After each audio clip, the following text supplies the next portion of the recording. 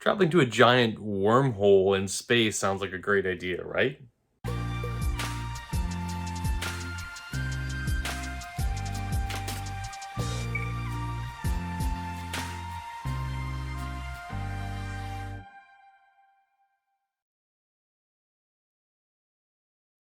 Hey, fantasy fans, welcome back. It's Dan here with TreeBeard Book Reviews, and today I'm going to be talking about Abaddons Gate, the third book in the Expanse series by James S. A. Corey, or the writing duo that is James S. A. Corey. Yeah, so it's Ty Frank and Daniel Abraham, obviously. Sorry, should have said that. Anyway, so this is going to be a spoiler and a spoiler-free review. I'm going to probably talk, no spoilers at first, and then, it's the third book in the series, so ideally you've read it and you kind of want to discuss it. So, yeah, let's kind of get into talking about Abaddon's Gate. All right, so Abaddon's Gate starts off several months after the events of Caliban's War, where, and this is going to be spoilers for a little bit minor spoilers for Caliban's War and Leviathan Wake. So, where you find out that the protomolecule that was incubating itself on Venus has launched kind of a vessel and is traveling to the outer rim of our solar system and has set up a ring. And so this story starts off with a mischievous belter trying to shoot his ship through the ring, and it ends up blowing up. And this is all in the prologue. This kind of sets off the Martians, the Earthers, and the OPA to go and travel to the ring to see what's going on at the edge of our galaxy or our solar system. And humans being curious, we have to go inspect it. So this is a typical, not typical Expanse book, because I've only read 3. So this is very similar to Caliban's War, where you're going to have 4 POVs. So there is Melba, Holden. Holden is, we all know James Holden. Holden has been the consistent POV through the series. Then we have Anna and Bull. So these are your 4 POV characters. I'll say a little bit. I guess I'll talk about characters now. So let's kind of get into the characters. Spoiler free for all of them. Holden, I liked a little bit better in this book. He's still the same type of character.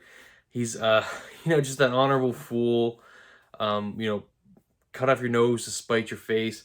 I did like his kind of growth in this book. You get to see him connect with characters he had met, previously. And, he's kind of tracking down this mystery to see what's going on with this ring. What's the purpose of the ring? Is he some chosen one to activate the ring? So you kind of see that kind of coming into play with Holden. And, typical Holden, where he's in trouble because of the Rocinante. And, him and his, crew have been pretty, been pretty lucrative. They've been doing pretty well for themselves. And kind of something happens that's caused them to a little bit of tension between the crew, and that they're kind of worried about the outcome of that scenario. So Holden is asked to travel out to the ring for some reason. It's a silly reason, but there is bigger things going on with the crew he is taking. So it's a news crew, like a reporting crew that he's taking to the ring. So we have Melba. She is like an engineer. She has kind of a shady past. You realize she's got some augmentation going on, and she has some connections to greater characters and greater events in the series. Melba, she's a very interesting character, but I found her genuinely unlikable, for me at least. I didn't enjoy reading her POVs. I didn't like being in her head. And she was probably the character that brought me down the most. I don't want to color your guys' opinions of it. Just Melba didn't work for me. I just didn't enjoy her POVs. I felt you felt on edge when I was reading her, which is you're supposed to. Like the writers, like they achieve that perfectly with, you feel like on tenterhooks, and you feel anxious when you're reading her. She's written very anxiously, which is a good thing, but I just didn't like being in her head. And then you have these 2 other characters, Bull and Anna, who I really enjoyed. Actually, Anna was probably my favorite. She's a priest. And is she a priest, or is she like something else? I guess she's a priest, or a priestess. She's a female, but they called her a priest. And so she's traveling out to the ring because obviously this ring, created by alien life, poses greater, theological questions. So she's sent out there with a bunch of leaders of all sorts of other religions to kind of solve and think about, this greater question of the ring and God and its place in the universe. So I really liked her character. She was very interesting. I loved her family dynamic, her family relationship. She was just interesting from like the word go. And she's feisty. She doesn't take anyone's crap, which I really liked. And she was just a really good character, Anna. Really well written. I would love to see more of her. I don't think we will, like in the later books. But she was a character I will actually miss because I really enjoyed her. And she was, the religious, like, and she wasn't like a religious nut or anything. She was just really well written, really well centered, had her heart in the right place, had her motivations in the right place. And she was the most realistic out of all the characters in this book. And then you meet Bull. He is in the OPA. He's kind of like head of security, rough, tough, been through a million kind of battles type of guy, and like, seen everything, thinks the worst in people. And I liked Bull. He was kind of cool. Again, he was just that no nonsense, pure action. I'm going to make a decision and I'm going to deal with it, and I will take the consequences of my actions. I really liked Bull. He was just a cool character. He deals with a lot of stuff in this book. He takes it in his stride. A very impressive stoic character. I liked Bull. I wish, we had more of him, but he was just, I liked being in his head, and I liked seeing how he played through stuff. He was a very logical, very cool, calm-headed character, and you needed him to balance some of the other characters who you're reading, even though they're not always interacting, because you have Holden, who's this holier than thou, and just kind of, permanent damage done here, gonna say what I want and get myself in trouble. And then you have Bull, who's like that calm, collected, makes, calculated decisions, thinks things through, is a few steps ahead of people. And then you have this really anxious character of Melba, who's kind of countered by Anna, who's this, relaxing, calming presence that is, greatly needed in this series, or in this book at least. So yeah, so the characters are really good, and like I find with the Expanse, it's a popcorn fantasy, but it's really character driven, and I liked half of the characters, and the story just, it wasn't really gripping me. So kind of the plot, like, so we have this ring, everyone's traveling out to the ring, and they're going to see what happens, and obviously stuff does happen, but it happens a little bit later on in the book, and I think it happened a little too late, and it just didn't really start getting interesting. But like the last 30% of this book, it's like go go go go go go go. Like it went from like 0 to 100 real quick. But I don't think it really changed my rating of the book, just because the leading up to it took a really long time. And I know, you're just trying to develop these new characters, because again, you had your three characters that you loved in the second book, like Bobby and Avasarala. They're not here, so they're trying to establish these new characters. And it's just like, by that time, you're just like, I was kind of ready to be done with the book, but like the last 30% really kind of did pull me through it. A lot of crazy stuff happened in the last 30%. I won't go into it in this section, but it is good and it is worth the read to get there. So other than that, like their world building, this book opens up the Expanse. It expands the Expanse, really. So I do like that. You find out what the ring is, what it does, and how it is going to change the series going forward. So yeah, honestly, guys, so let's kind of get to my rating, and then we'll talk with like spoilers and stuff I want to talk about.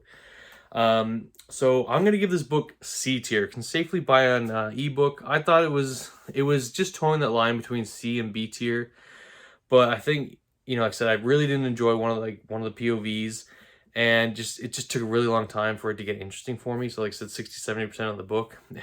Like I said, I never wanted to DNF the book. The book kept me interesting all the way through, or kept me interested enough to keep reading, but it was just not like super gripping. So, but yeah, so anyways, guys, that's my spoiler for your review. So let's kind of go and talk about spoilers.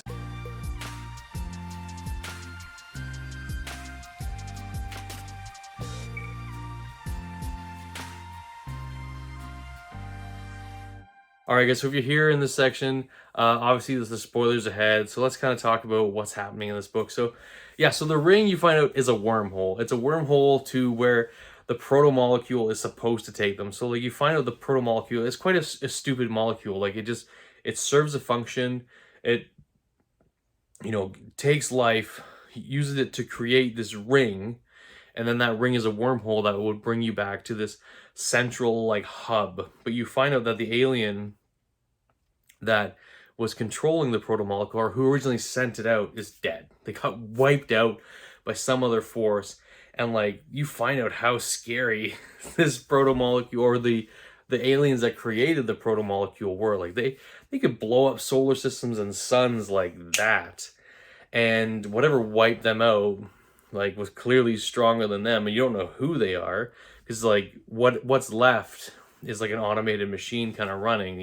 It's like so Miller comes back, and Miller's like that program, like running the diagnostics and like building a roadmap of what happened.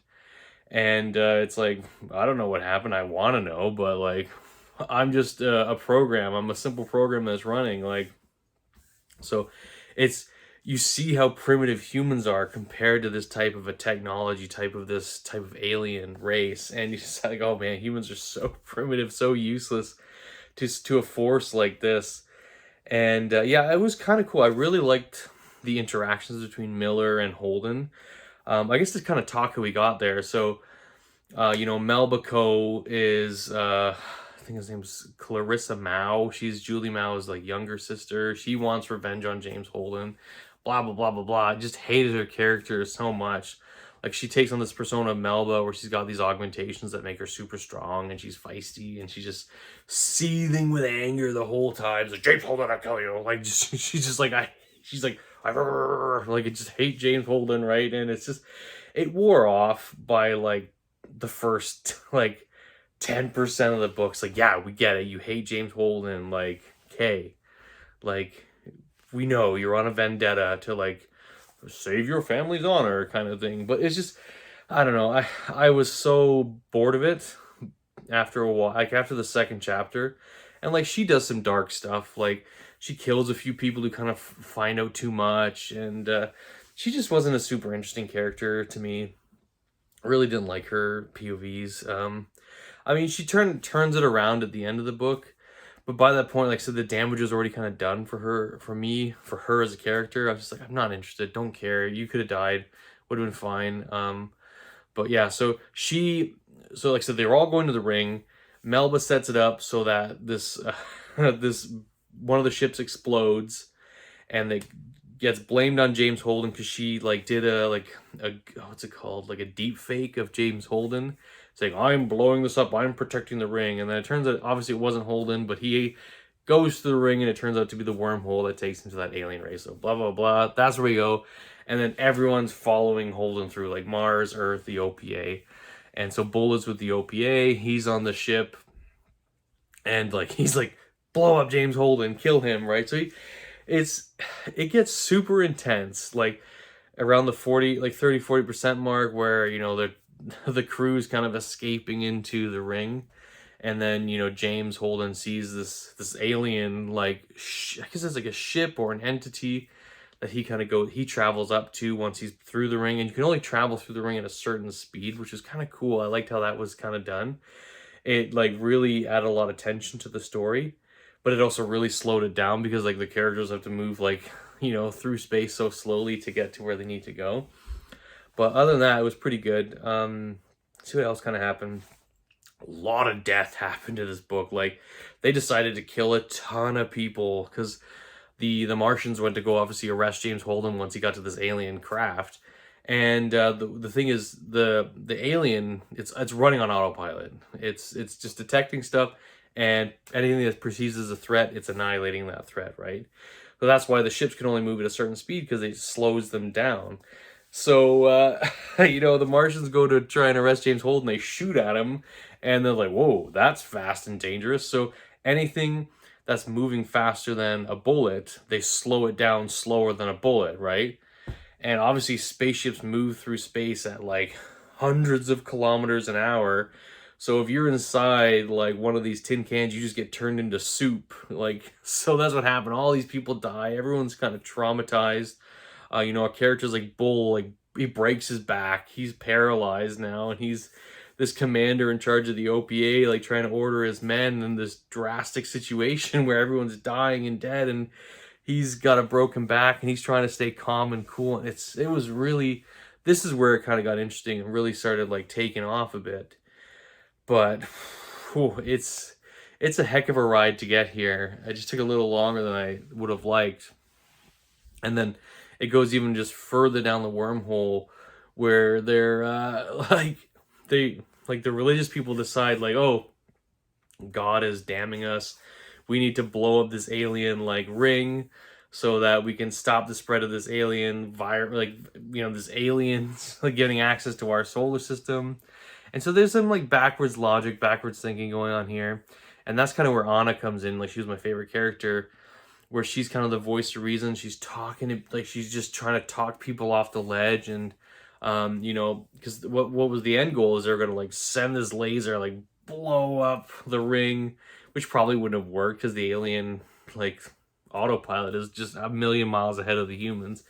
So it's like there was some like interesting themes going on with this, though. You know, like with the I like what they did with with Anna, because she's like the religious leader, and you know, she's talking about like God's role in this universe now, or this galaxy, with humanity expanding these wormholes and having access to like other parts of the galaxy. You know, humanity is gonna just spread through the stars. But there's also that danger there, because there's that this other alien race that, you know, wiped out the proto-molecule aliens that just could just patty caked the humans around. So I like where this book was leading and where it's going to take the Expanse universe, but it just took a long time to get there. And in the end, you know, the ending was pretty good. Like, you know, Clarissa Mao, like, you know, she kind of gets over her vendetta, ends up saving James Holden. We lose Bull. That was kind of sad. I did hate to lose Bull, but you gotta lose him at some point. Like, you know, you could like they kept saying in the book, like, Bull, he looks like a dead man walking. He probably was. Like, he probably wouldn't have survived, because they were just in dire straits, everyone. So we lose Bull. Anna kind of saves the day with her speech to kind of rally everyone, to bring them together, to, you know, to stop them going on this suicide mission that would kill everyone, right? And yeah, in the end, you know, they save the day. They pull through. Humanity survives, and they get access to the rest of the universe, or these multiple different solar systems, through this ring gateway. So yeah, so that was Abaddons Gate. It's a cool book. Like, probably my least favorite of the Expanse so far. It definitely made me want to keep reading, that's for sure. Like, I'm definitely interested in reading more. Obviously I have all the series, so I'm just gonna keep reading. I don't know when I'm gonna put like Cibola Burn on my my TBR. I didn't, like I said, it's gonna be soon. It's gonna be this year. I don't know if I'll finish the Expanse this year, but I'll probably get a good chunk through. I want to at least finish the first arc, which is books 1 through 6. So yeah, super excited. Yeah, this just got me excited for more Expanse. So anyways, guys, if you you know, if you're interested in supporting me, you know, please like, comment, and subscribe. I do have a Patreon. There is a link below. Anyways, guys, that's it from me, and we'll see you next time. Cheers.